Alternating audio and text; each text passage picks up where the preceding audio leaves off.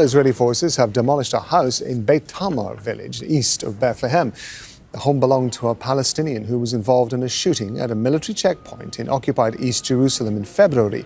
2 Israeli soldiers were killed in that attack. Nour Odeh is joining us from Ramallah in the occupied West Bank. Tell us more about these communities, Nour.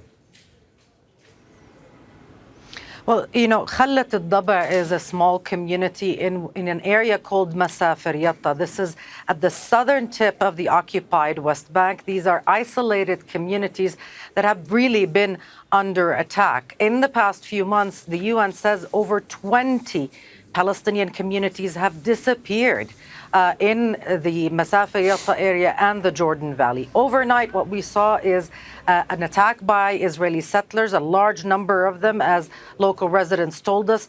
Several homes were vandalized. 2 of them were burned by the settlers. Some of the livestock was stolen, cars vandalized. That just adds to their worries and their concerns. In the morning, several international activists who are there to accompany the residents and try to provide them with some protection were also assaulted by the settlers. Nearby, in a tiny village called Birin, 7 homes were demolished by Israeli forces.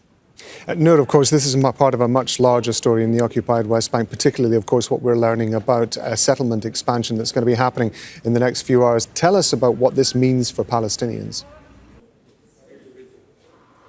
Well, what it means is that Palestinian communities, the rural communities, are being pushed away from where they are, pushed into the cities.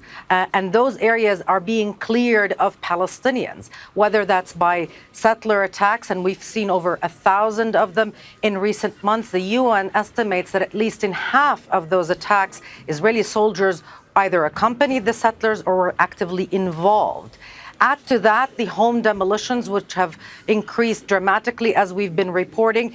And then you have the land seizures by the Israeli government, the expansion of settlements. Up to 21,000 settlers will be introduced in the occupied West Bank with these measures that we're expecting. And you've got yourself a situation where the West Bank is closing in. Those measures are closing in on the residents and pushing them away to clear the way for settlement expansion.